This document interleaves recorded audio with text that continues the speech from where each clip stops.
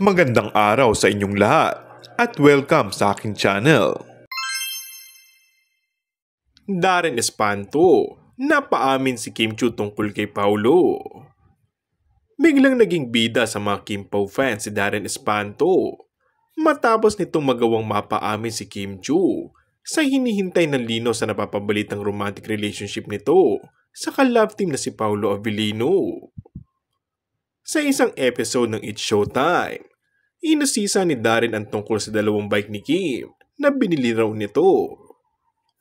Walang kagatul-gatul na sinabi ni Kim na ibinigay lang raw sa kanya ang isa sa dalawang bike. Tinanong ni Bong Navarro si Kim muli at sinabi kong bigay niya. Biglang nahimasmasan si Kim at naglinyang uy tama na, preskon ba to? Tuwang-tuwa ng gusto kay Darren ang mga netizens sa pa-soft launch ng pag-amin ni Kim sa kanila ni Paulo na matagal na rin nila pinagsusupetsyahan.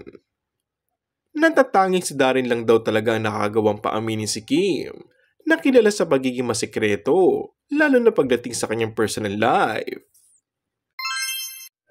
And that's all for our today's video. Kung bago ka lang sa aking channel ay mag-subscribe at pindutin na rin ang notification bell. Maraming salamat!